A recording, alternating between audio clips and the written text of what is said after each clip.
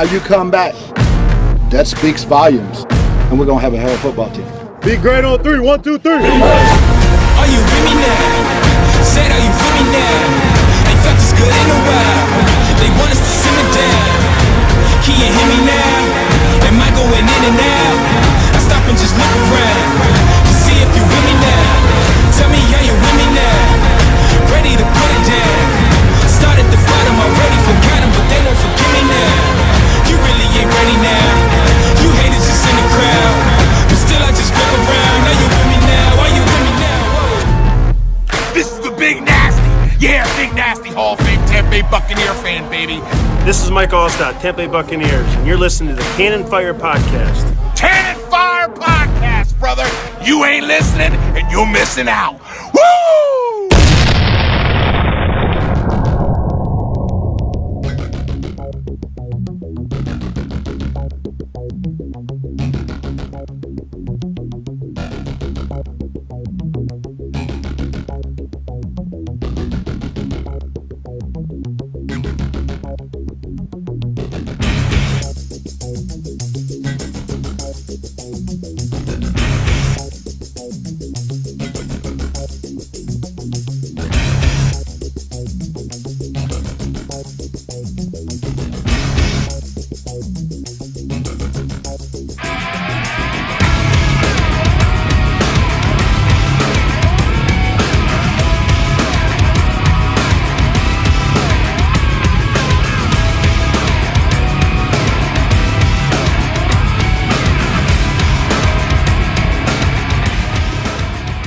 Welcome back, ladies and gentlemen, to a brand new edition of the Cannon Fire Podcast. We are coming at you today on this beautiful Monday, September 16th, and it's episode 67. Really trying to get back on our regular schedule here, so this is the last special edition show we're going to have for quite some time. But it is a very special edition today. We are going to take a page out of some other podcast book. I don't really want to steal the name, but think of it as a Mailbag Monday episode.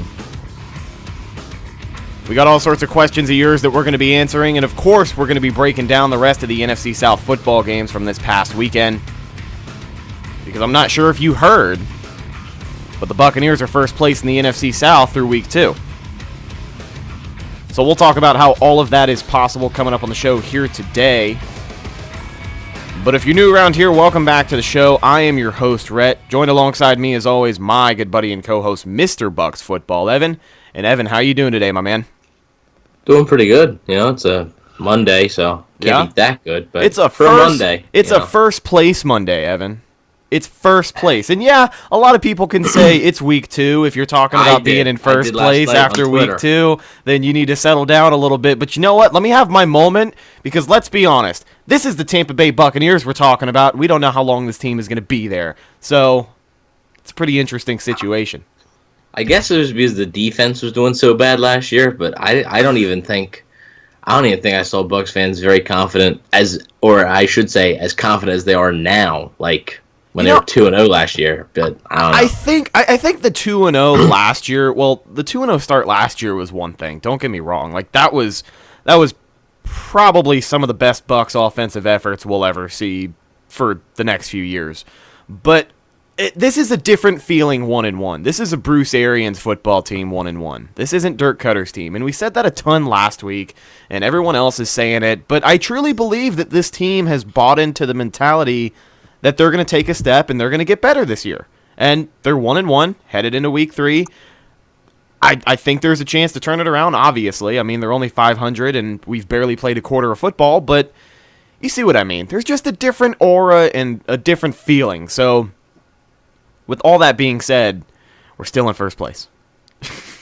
Technically, yes, but like I'll let you have your moment on today's show. But if you're still talking like that on the Thursday show, I'm gonna have to shut you down. We'll have to see how the Giants game goes. Today, since it's a Monday, I'll let you go because you need something bright on a Monday.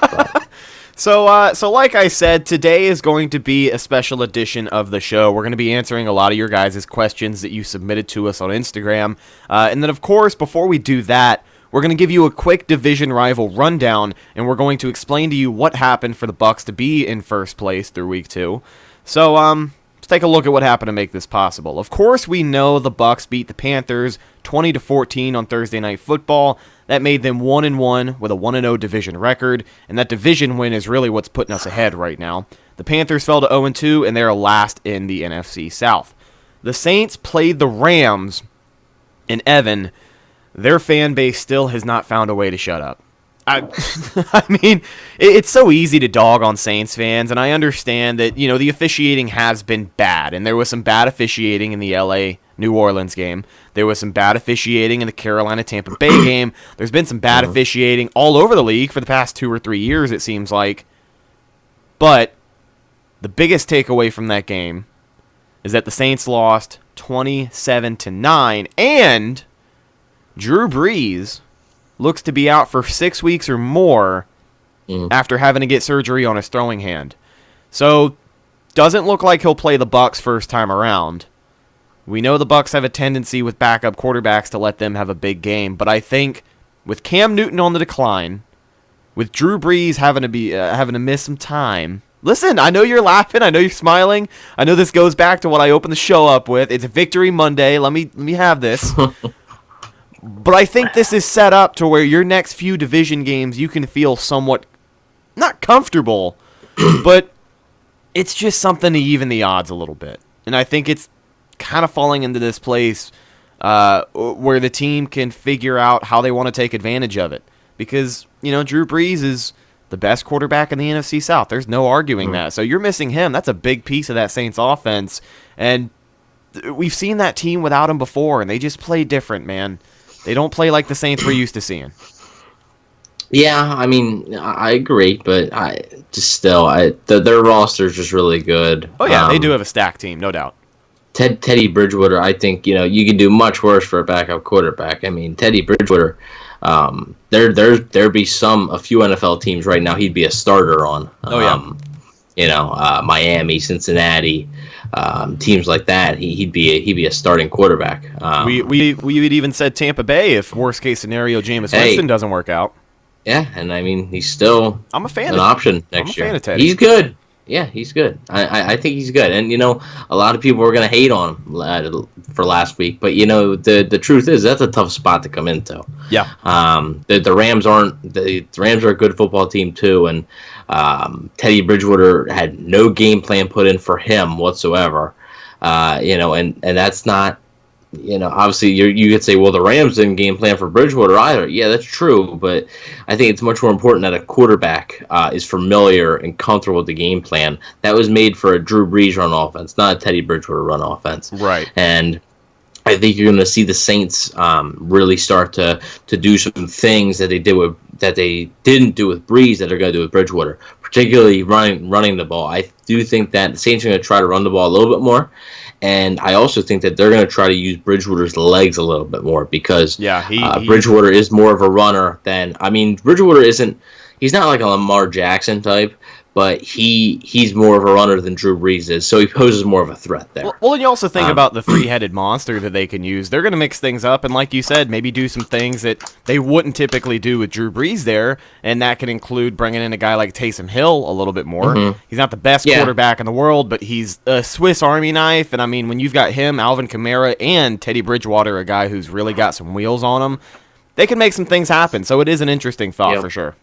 Yeah, and you do look at the Bucs' next two division games, and they're against the Saints in New Orleans, and then against the Panthers in London.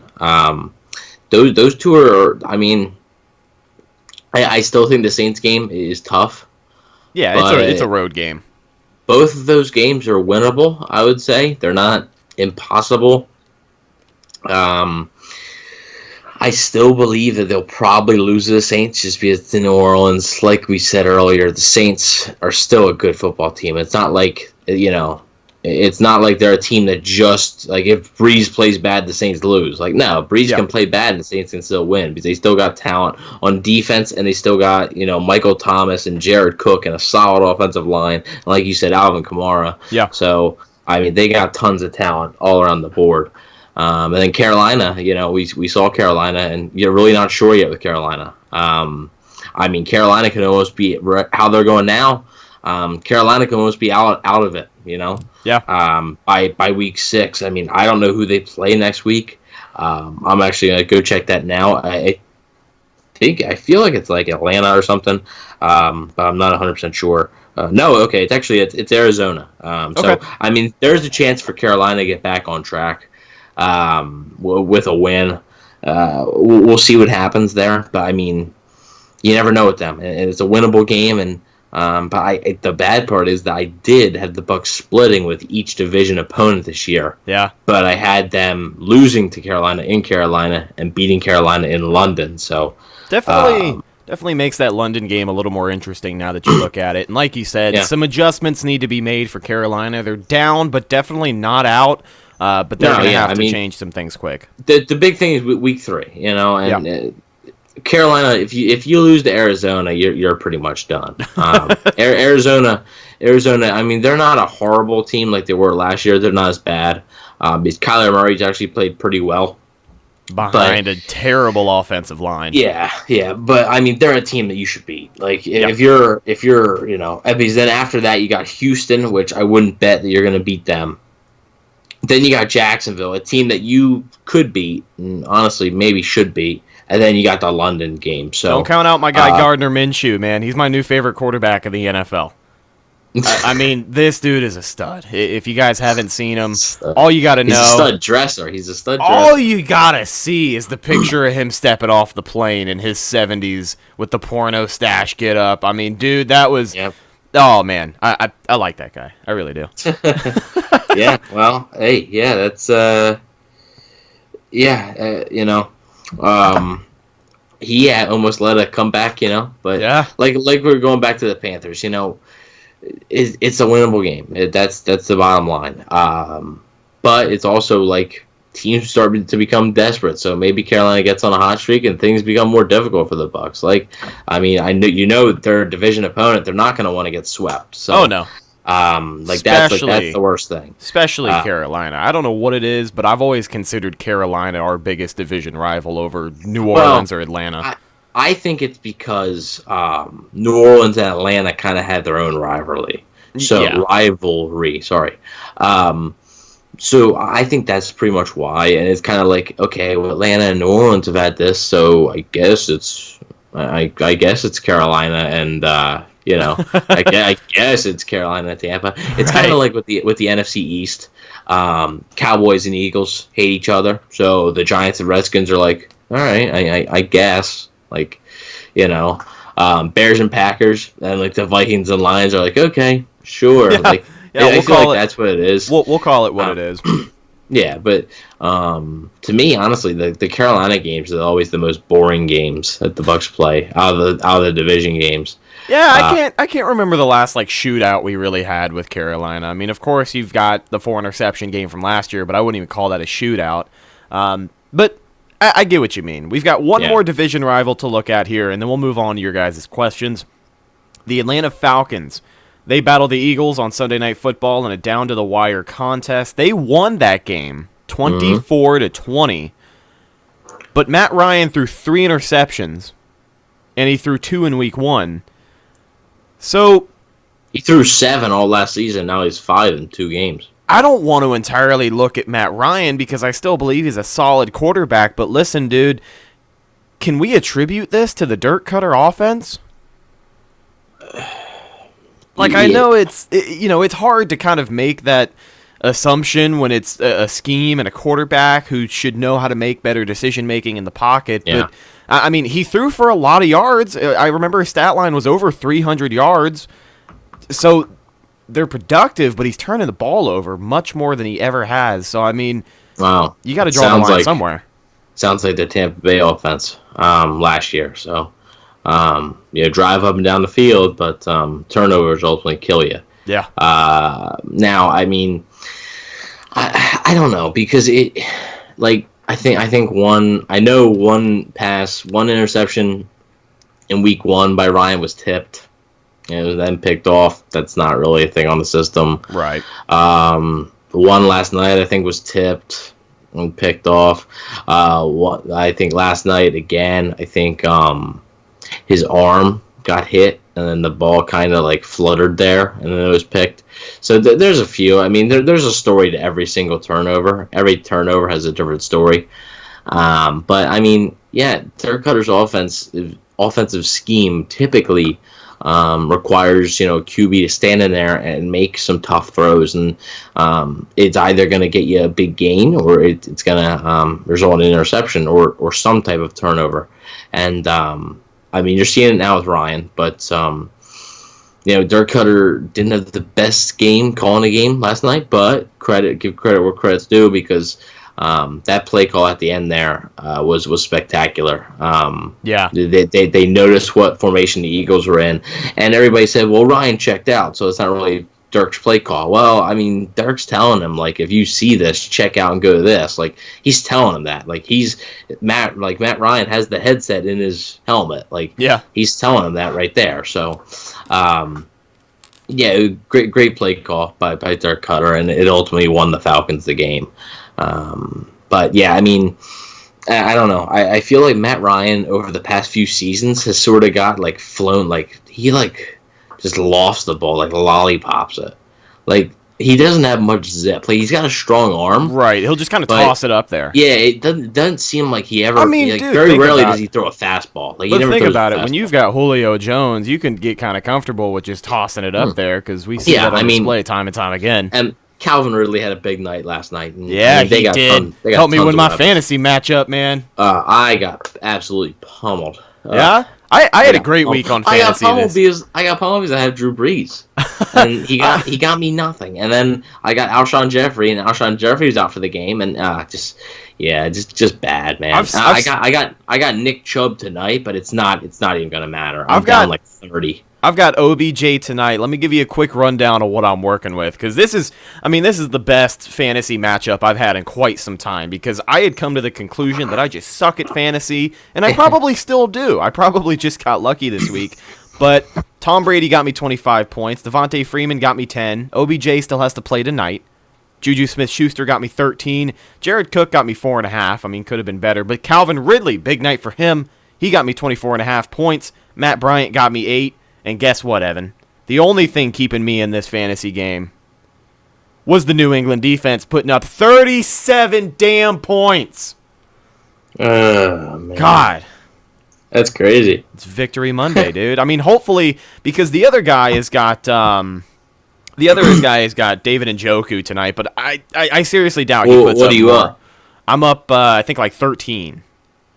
So I don't think Njoku's going to get more than 13. Yeah, as long as OBJ can get like 5 points, I think I got it in the bag. Yeah, if you didn't have Odell Beckham, then maybe, but I just don't think with you having a guy that, I mean, he might not light the world on fire, but he's going to get targets. Points. Yeah. It's not going to, unless obviously something like an injury happens, he's going to get you points. So, I have a tough time seeing you lose that one. But, I mean, the Patriots defense had back-to-back pick sixes. So, dude, they had the interception on the last play of the game, too. Yeah, I saw that. That was... I sent out that tweet. The end of that game, the last play of that game was probably the most just depressing thing I've ever seen. So, there it is, ladies and gentlemen, your division rival rundown for Week 2. Buccaneers in first place with a 1-1 record. We'll see how long that lasts. But let's move into some of your user-submitted questions. We've got a lot of great questions today, and most of them have to do with the ever-changing landscape of the NFL and some personnel moves. So we're going to open up with one of the biggest hot topics right now in NFL, player-wise. And we've got a question from Phil Karash 8 and then Ben_no_comment. Both of you guys basically asked the same thing, and this is the question. Do you guys think the Bucs should try and make a trade for Minkah Fitzpatrick? If so, what would you give? Well, Evan, you and I were talking before the show, and we had mentioned that on Pewter Report's Mailbag Monday, they kind of put it out there that the Bucs don't have a ton of interest in a guy like Minkah Fitzpatrick, and I can kind of agree with it. Like, tossing around the idea, I got why you would want to bring a guy like that to Tampa, but it just doesn't seem super realistic in a sense that the Bucs are going to pursue anything seriously. You know what I mean? So, what are your thoughts on that one? Well, I mean, answer one part of the question. Should they be interested? Is yes. I believe that all 30, obviously, 31, I guess, not 32, because the Dolphins want to trade him, but 31 NFL teams should be interested in trading for Minkah Fitzpatrick. The Dolphins should be interested in keeping Minkah Fitzpatrick. Yeah, dude. Tank for Tua. This is beyond tank. This is Jesus. My God, I don't know what this is, man. It was so. To get off topic, I we're still respect talking. I do respect it, and I'll bring up a few points, quick points, because this has turned into a Miami Dolphins either bash or praise podcast. So I do want to bring up a few quick points that I was actually texting my buddy last night, and I have experience from it because I'm a Sixers fan. So once you get your point out there, I'll get my point out there. Okay, I was just gonna say I had the game on the TV on Sunday. Yeah, I did too. It was 14-0 headed into halftime. Yep. And so I went upstairs, took a shower, came back downstairs, ready to watch the rest of the football game, and it's 42-0. And it was, oh man, it was brutal. And to see the Dolphins give up that many points back-to-back weeks, my heart broke for Fitzmagic.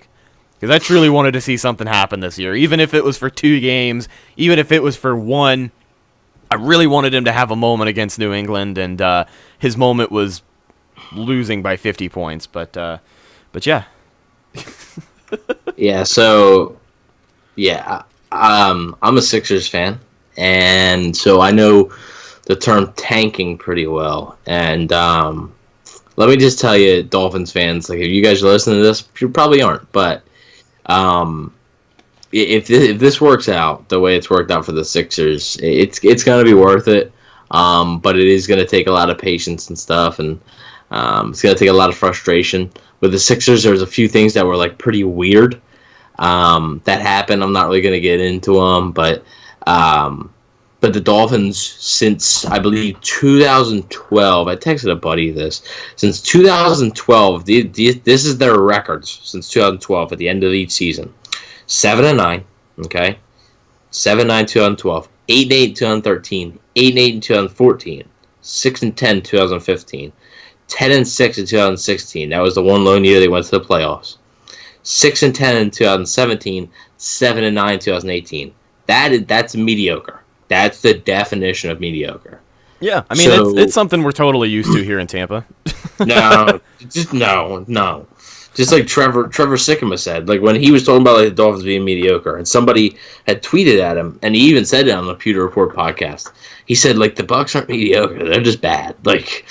Back-to-back 5-11 seasons. Before that was a 9-7, but before that was 6-10. Before that was 2-14. That's bad. Yeah, that's not mediocre. Is you're going 7-9 every year, 8-8 every year. Well, and that's the thing too, though, is the 10-6 year that you talked about. I remember they ended up going to the playoffs. I remember that was a really optimistic year for every Dolphins fan that I knew, and you truly thought that they finally had the wheels rolling and something to build on, and it just didn't happen. Well, and then the Bucs were a hype team too, because that same year they went 9-7, and then that was the week one match. That was the week 1 matchup, Bucs versus Dolphins. That ended up being postponed.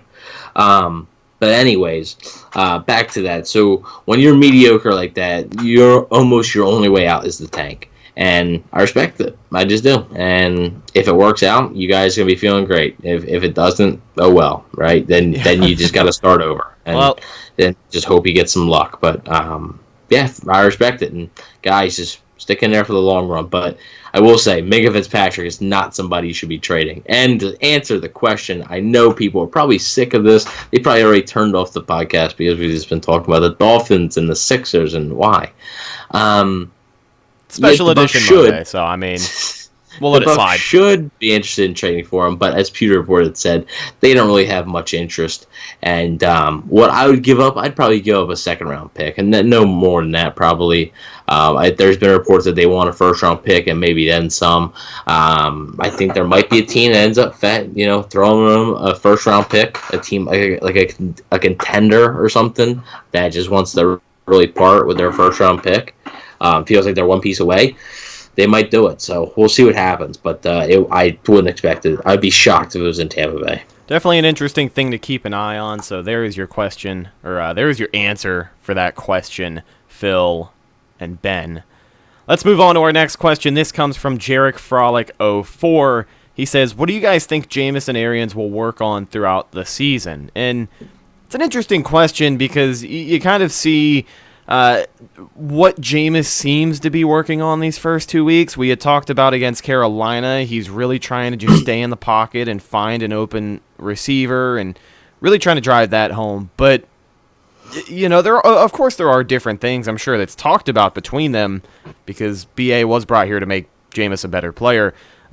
So, Evan, I mean, what do you think in particular has got to be top of the list for Jameis to just adapt to and try and pick up from BA? Yeah. Well, I mean, I think it has to be decision making, right? I mean, oh yeah, like, because decision making is still not the best, and also footwork. Sometimes it does seem like he gets really antsy, and when he does that, his footwork goes crazy, and it results in not good. Cincinnati game was a prime example. Go back and watch those highlights of the Cincinnati game, and you'll see on most of his interceptions, don't look at the play, look at his feet, and his feet are going absolutely crazy.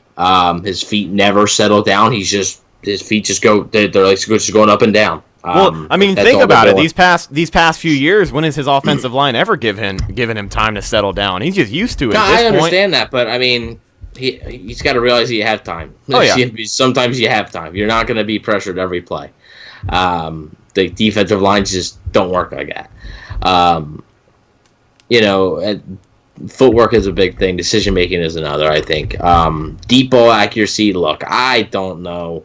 I think his deep ball is better than a lot of people think. It's not good, but it's better than a lot of people think, especially throwing to a guy like Mike Evans. He seems to have found like a good, solid chemistry with Mike Evans on the deep ball. Oh, yeah. Not really anybody else, though. And that's what I'm sure, because I'm sure Arians would like to get some downfield shots like Chris Godwin, Brashad Perryman. It hasn't really worked out yet. Brashad Perryman, if he can hang on to the ball. Oh, my God. Okay.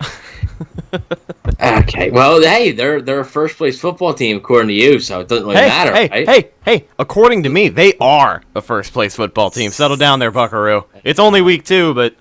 First place. It's only week 2. So Brashad Perryman could have more opportunities to catch football. Shh, let me have this. I will let you have it. Let me have this. My God. Give and take, man. Give and take. But I just think those are the three things. His deep ball, I don't really know how much you can really work on that, like in practice and stuff. Yeah. That's just a thing that I think has to come in during a game. Like, he's got to like actually do it before he can tell like he can do it. And right now he just hasn't done that. But I think the big thing is footwork and decision making, which unfortunately has been a thing ever since he was drafted, really. And that's not a good sign. That's really not a good sign when you've been drafted and your number one two things are your turnovers / decision making, and your footwork is a little bit bad. And neither has really improved that much. I mean, his footwork's improved a little bit, but I mean, not really. I don't know. That's not a good sign. You know what's funny as well is I was reading a Twitter thread the other day, and it was about another quarterback in the NFL that Jameis gets compared to a lot. I really don't have to say any names, but this thread, you could have just screenshotted just the thread, and it was interchangeable between Jameis Winston and this other quarterback who, if you haven't guessed it by now, is Marcus Mariota. These guys are 5 years in.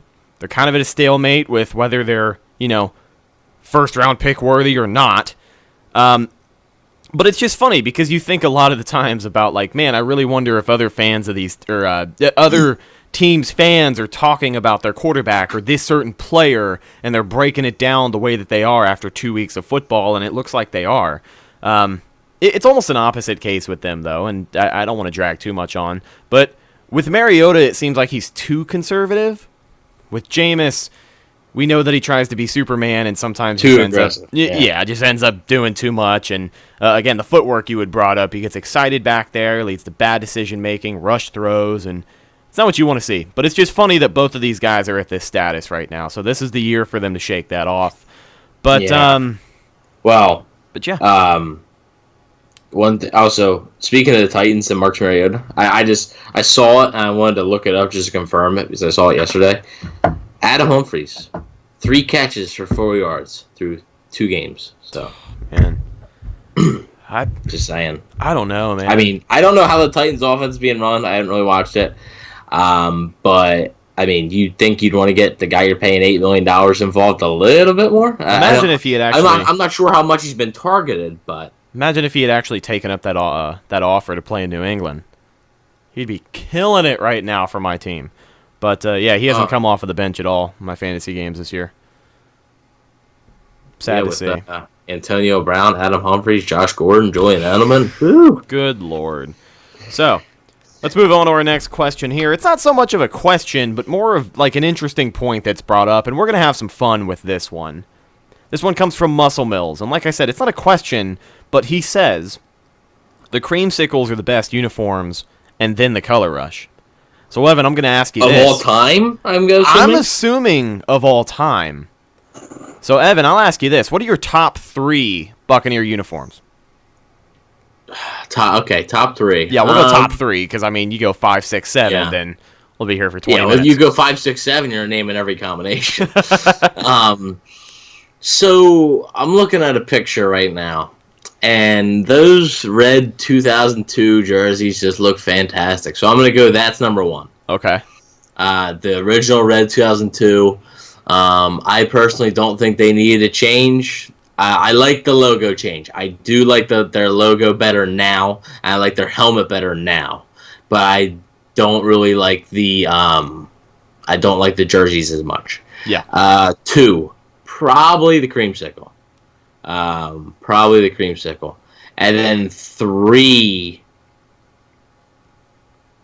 is probably the color rush. Yeah. Or I always liked the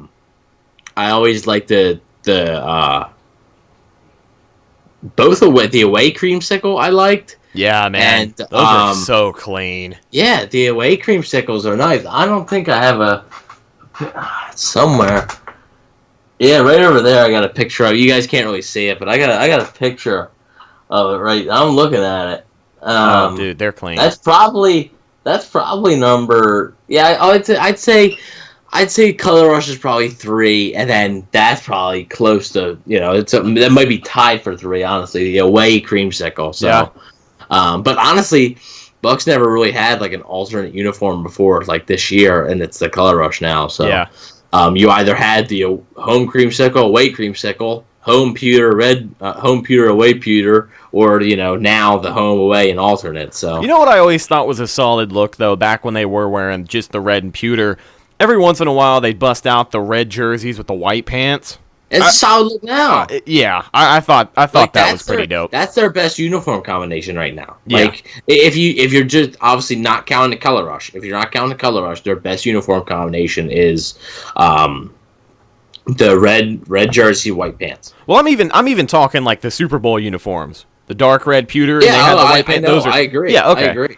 All right, so I'll give you my. I like those pewter pants a good bit, but yeah. Yeah. I like those. I do like those. And actually, Bucs are going to be wearing their home jerseys against the Giants, but I'm not sure what pants. So maybe we will see red on white. We'll see. So I'll give you my top 3, and then we'll move on here. But creamsicles are number 1 for me. Like it took so long for them to grow on me, and I don't know why. I think it's What year were you born? 1998. Oh, so you didn't even really see them. Yeah, I never saw them in action. Obviously, I didn't. I went to a few of the throwback games. 2009, 2010, I went to the throwback games those years, so I kind of saw them in action. But even then, I wasn't entirely sold. I didn't like the orange. I didn't like the throwback. And something just clicked a few years ago, and I just really sat there and I looked at them, man. And like they are just a clean-looking uniform all around. The white helmet, the orange jersey with the white and the red outline. You wear it with the red pants. You don't see too many white helmets now. Yeah. So the fact that they were able to pull that off, that was nice. So the creamsicles are number 1 for me, just because it's a clean, good look. Like I think it's a uniform the Bucs could still wear today. The orange is it's vibrant, but that's the Bucs, man. That's what they were. It's the creamsicle. It's bright. Tampa Bay. I mean, that's Tampa Bay to me. Second place, got to be the Super Bowl jerseys, of course, because of the Super Bowl win, but it's just a good look. And when you think of professional football uniforms, to me, and I'm sure to a lot of people, the more simple, the better. And you look at uniforms that haven't been changed in 100 years, like the Packers. You know, that's an iconic, symbolic look. It's a classic look. Simple is better. And the Buccaneers nailed that formula with those red and pewter, because the jerseys did just enough to really put it out there that it's an aggressive Buccaneer red team. The logo did everything it needed to do. And, of course, pewter, man. Come on. I mean, I remember hearing a lot of people really didn't like that when they first did it. Like, the logo? Everything. Like, when it was such a dramatic change. When they I mean, you're changing literally. When you change the colors of the team, that's a big change. Yeah. You see teams change uniforms now. You don't see teams change colors anymore. Like, that doesn't happen. Yeah. And I mean, you went from orange and white to red and what the heck is pewter? Yeah. Like, you know, like, I don't know, but I mean, one thing I want to ask you though, and it's before you get to your third one. Okay. You said the red jerseys partly because of the Super Bowl win. Yeah. If they had, what happens if they hadn't won, and then if they hadn't won, that's part one of my question. Would they be lower or higher if they hadn't won? No, they'd still be just where they're at. Because, I mean, you think about it. When I was growing up and when a lot of people were growing up, people associated Bucko Bruce and the Creamsicles with 0-26. You know, the worst football team of all time. That's what I was saying. Like, so basically, your number one was basically a symbol of losing, and then your number two, you said basically a symbol of almost like winning, basically. Yeah. It's kind of funny how that works out, but from a design standpoint, I think the Creamsicles are the cleanest, even though they were always associated with a bad team. The Super Bowl uniforms, they're great. Wouldn't change a thing about them. And even if they didn't win the Super Bowl, they would still be my number two. And my number three, it's got to be the color rush above anything else. I don't really like. I mean, I've got the jerseys hanging up over my shoulder. But yes, it's simple. And it's a great way to really, like, pull off it's hard to pull off those numbers. Because that's the biggest complaint that we have. Change. They don't look bad on a white jersey when you've got the red numbers. But on a red jersey, if you're going to have a number that gets that much attention, just make it pewter. It looked so much better. And I'm really, really a big fan of the color rush above anything else. I wish they wore the color rush jersey with like some white pants, redid them up a little bit or something. That'd be clean. But until then, I can only do it in Madden. So there's my top three. I would like to see like the color rushes become like switch the numbers up, get rid of like the alarm clock things, just make it a solid number. Yeah. You could sort of have like the same font, just get rid of like those lines or whatever that's on them. Make it a solid number. Have the color rush as the primary ones. Yeah. Add like a black stripe or something like right there. And then have like your away ones basically like white, get rid of the black patch right there, just get them white or whatever with like a pewter thing there, or red right here, solid red numbers, and then your alternate be like a all pewter one. Right, that'd be dope. Cool. That'd be dope. So, and you could wear like pewter with like white pants or whatever. It would look pretty good. But Bucs are wearing their color rush jerseys versus the Saints in Week 11 and versus the Colts in Week 14. Awesome. So there is our top three Buccaneers uniforms. If you're watching on YouTube, make sure you leave yours in the comment down below. Let us know what uniforms you like and which ones you don't. So we've got two more questions, and then we'll wrap up and get out of here. Our next question comes from Gil Ochoa. If we have a great season, who are the players you think will get re-signed from their one-year deal? It's pretty interesting. I think the first name you really have to consider and throw out there is Shaq Barrett, no doubt. Well, yeah, but let's be real. The main person is Jameis Winston, but... I mean, yeah. But I'm thinking... I mean, his contract he's a free agent. Like, yeah, But I'm also thinking of the guys who were simply brought here on a one-year deal. Yeah, because I know. When they built this team, we talked about there's a lot of guys who, whether we like it or not, are going to be temporary on this football team. And I think one of the biggest names that was kind of tossed around when you think about it is Ndamukong Suh, probably the biggest signing of the offseason. It's still hard for me to believe that Suh sticks around unless we really end up making a playoff push or this team does something fantastic towards the end of the season. So, I mean, he's a maybe. But like I said, Shaq Barrett's another name that I think of. I have a hard time seeing the Bucs let Shaq Barrett go. Yeah. Even before he started being like really productive now, Todd Bowles loves him. And I have a tough time unless his price tag is just absolutely enormous, which, guys, like, he's gotten 4 sacks in 2 games. Don't expect that pace, because there's film on it now. And, just like Peter Report had said in their mailbag, they said, like, there's film on this guy now, and now, you'll just double team him, and that'll be that, and his sacks will go down. Maybe a guy like Carl Nassib can step up. Carl Nassib is also a guy who, not on a 1-year deal, but is a free agent after this year. So, there's a lot of guys, but I'd say Shaq Barrett has a good chance of being re-signed. Ndamukong Suh, I don't think so, honestly. Is Kevin Minter on a 1-year deal? Yeah, I think he has a good shot of getting re-signed. Yeah, I think so too. Dan Buchanan, I think, does, because I think they just really like him as a backup, like money backer type role. And I mean, other than that, though, it's too early to say right now. Yeah, because you just don't know. Like, you're assuming the Bucs have a good season, but like they could have a good season, and Ndamukong Suh could be absolutely horrible. Like, right. Like, just because Ndamukong Suh is horrible doesn't mean it's a bad season. Like, they could still be good despite some players. So yeah, and it. Like you said, it really just depends on who we see produce and who we don't see produce, because depending on where this team is come November and December, we're going to figure out who's really important on this team, because they're going to have to step up big time. I personally think they're going to try to keep most guys. Like, I don't think they're going to let Ndamukong Suh walk out the door necessarily, but I just don't know if they're going to be willing to pay him another $9 million. His price tag's going to have to come down a little bit for him to be back, I think. Yeah. Okay. So there's a few players to think about, but again, it's kind of early to tell. So maybe this is something we can talk about a little later on in the year, but of course you got to hope for a good year. Ask that question again in week 12, and then we can talk. Exactly. So we have got our final question of the day, and this comes from Master Shuffy on Instagram. And this one's an interesting question. Season predictions for overall offense and defense, so basically where they rank 1st through 32nd. And again, this is another one of those questions where, it can be too early to tell. But based off of what we've seen, I think I can make a rough estimate of where this team's going to end up, because I'll throw it out there right now. I don't think this offense is going to get that much better.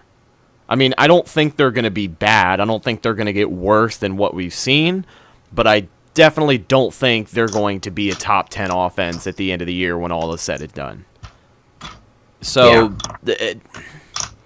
going back to the last question, you got to see who produces and what really comes of it, but I'll throw mine out there. I think this is a top 10 defense if they can keep up the productivity. I think maybe they'll finish 8th or 9th in the league. I think this offense will finish a little under middle of the pack. I'll say they'll be 21st place. Yeah. All right, so if you would have asked me this before the season, I probably would have had to. I didn't really expect the offense to put up like video game numbers. I expect them to be a little bit better, but not really video game numbers. I did expect, obviously, the defense to be improved, but maybe not this improved. So, if you would have asked me like 2 months ago, I probably would have said like offense around like 13, defense around like 20. Now it's sort of going to be switched. I'm going to have the defense probably around 12, which is big improvement. Oh yeah, definitely. That is a huge step to go from basically 31 or 32 in every category to be, and I believe they were like 27th against the rush, but whatever, to go from 12 in overall defense, that's impressive. Was that a sneeze? Bless you. I'm not sure. No, I'm good. I muted my mic. Okay. I had a cough coming on, so I wanted to make sure nobody heard it. So then offense, I do think they'll pick it up a little bit. I don't think, I don't really agree with you saying that they're not going to get much better. I do think they're going to get a little bit better. I don't really think you're going to see 30 points consistently, 40 points consistently, but I don't think you'll see 40 points at all. But I do think there'll be a game or two where they hit over 30. Maybe even 3 or 4 games. So I'm going to say the offense probably around 16, with the defense around 12. 16 or 17. Defense, the range, I think, is going to be 11 to 15 or so. And with the offense, I would say probably 16 to 21 or so. Right. So you saying the offense is 21, it's not bad. Right. It's just I don't agree with you saying that you don't think the offense is going to get much better, because I do think that more weeks in this offense, it's a brand new scheme. I think the more time you get into it, the more comfortable you're going to be. And hey, I could be wrong with the defense too, because same thing, defense is playing great right now, but the more they get comfortable with it, the better you think, the better they're going to play. So, yeah. We'll see what happens. Yeah, I mean, that's fair. That's totally fair. But going back to the offense thing, to kind of not defend my point, but just to kind of throw out there, I don't want to say they're not going to get much better. I don't want to say that we've seen the best they have. First 8 weeks, Arizona 2013, they struggled on offense, then they turned it up. I don't want to say that we've seen the best they have to offer, but I don't know. I'll say middle of the pack. You brought up the range. I'll say range is 17 to 22. Yeah, what I said 16. That is middle. That you can't get any more middle than that. I had to cough again. Excuse me. Wasn't expecting you to. I gotta keep my cough button ready because I've got the button on the mic to shut it off real quick. So yeah, there is your Cannon Fire Podcast mailbag, is what we'll call it. We might do something like this again, like the bye week or something. Maybe. Yeah, this was a lot of fun, and something we can look forward to, like you said, a special edition of the show, because there isn't a whole lot of football to talk about. We've already broken down everything you need to know from. If the Bucs, when the Bucs play in London, we could probably record, on that Sunday, and then maybe Monday have a mailbag or something. We'll see. Oh yeah, definitely got to see how it plays out, but. Be on the lookout for some special things like this when there isn't a ton of Buccaneers football going on. Of course, the guys are going to be back practicing. They've got that little week and a half, few-day break after the Thursday game we had talked about. And then we will be back with you on Thursday. We'll be previewing the New York game, and that'll be a good show. We'll talk about, I'm sure by then we'll figure out who's going to start, because right now it's a toss-up between Eli and Daniel Jones. Hopefully we know who. I would guess by the time we're recording on Thursday, you'll probably know. Yeah. Or we'll have a good. Or if we don't know, we can preview both guys. We'll do two separate episodes. Yeah. one for Daniel Jones, one for Eli Manning, and they'll be completely different game predictions. We're gonna know. We know a good bit of each guy. So, especially Eli. So. Honestly, I would expect it to be Eli. Personally, I would. No, I'm not. I'm not disagreeing with you. It's only week 3. Yeah, I just if it was week 5, 6, 7, then I think you'd see Daniel Jones. But I think they want to give Eli one more chance to just see if they can go. If they can go over. If they can finally get a win. You think we'll get one of those patented Eli Manning rushing touchdowns that he always seems to score against us, where he just kind of falls over into the end zone? I need the cough button. Man, you sent it over this way. My bad. Well, I hope not, because that wouldn't be good.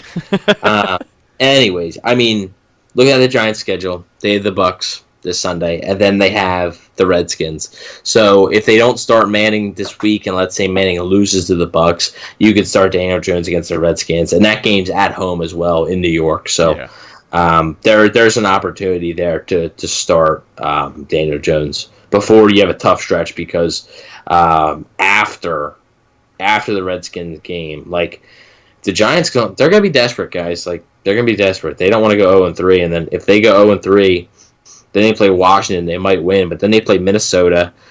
New England, and Arizona. So, I mean, that might be a win. But then, like, Detroit, then you got Dallas, and they still got to play Philly twice. And, then I see they got Chicago. They got Green Bay in there. So they're going to be, desperate to get a win on Sunday, and they're going to do what's best. What they think is what gives them the best chance to win. I think, in their minds, I think they're going to want to give Eli Manning one last chance. Yeah. And personally, I don't think he's going to, win, and I think that they're going to go to Daniel Jones in Week 4, but we'll see. So we'll see how it goes, and we'll break down that game for you much more in depth this coming Thursday on a brand new edition of Cannon Fire. I will say, Bucs fans should want to see Eli Manning. Yeah, definitely. I know Daniel Jones has been like the brunt of like many jokes, and I don't think he's that good. But Eli Buccaneers and backup quarterbacks, man. Eli looks completely lost. It's not backup quarterbacks this time. It's rookie quarterbacks. Greg Allman to put out a stat. Quick little stat here. We got a mailbag. It was a fun show, but you got to have a little bit of information here, right? Yeah. So basically, Greg Allman had tweeted, and it was completely true. Rookie QBs against the Bucs. Right, or should say the Bucs against rookie quarterbacks, not so good. Rookie QBs starting are 12-3 against Tampa Bay since start of 2011. Nick Mullins and Baker Mayfield lost last year. They were both rookies, both lost in Tampa. And then E.J. Manuel lost to the Bucs in Tampa in 2013 in his rookie season. It said take away a 4-interception E.J. Manuel game in 2013, and the rookie QBs have 19 touchdowns, 5 interceptions against Tampa Bay since 2011. Good lord. So, but the good news is that I'm not exactly sure where I saw it, but not exactly sure where I saw it, but oh, here it is. I believe so. If it is Daniel Jones for Giants on Sunday, Bucs Bruce Arians is 6-0 all-time as head coach against rookie starting QBs. Defensive coordinator Todd Bowles was 3-0 as Jets coach versus starting QBs. Arians hasn't faced many rookie QBs. He's 6-0 as head coach, and that includes Carr in 2014, Goff in 2016, but other four are Tannehill, Whedon, Glennon, and Beathard. Bowles was 3-0 as head coach versus rookie starting QBs, beating Marcus Mariota, DeShone Kizer, and Josh Allen. So yeah, well, you know what they say, never pick the rookie, especially in Vegas. So, like I said, we'll break that game more on Thursday's episode. And also, but Bucs have tweaked their practice squad today, adding former Seahawks wide receiver Amari Darboh and releasing Emmanuel Hall. So okay, I actually think Darboh is kind of good. So yeah, I hope he can stick around and then compete for training camp spot next year. Yeah, definitely be interesting. So new episode of CFP dropping Thursday, and it is Monday. So if you're listening to this on Monday, tonight, 10 p.m. on 102.5 The Bone, it is the return of the weekly Bucs Break on the Johnny B Show. I'm going to be in studio breaking down everything you need to know from the Carolina Panthers game, and the phone lines will be open so you guys can call in and yell about the Bucs, talk about whatever the hell your heart desires. The number to call, 800-771-1025. And again, that is every Monday at 10 p.m., 102.5 The Bone and the Johnny B Show.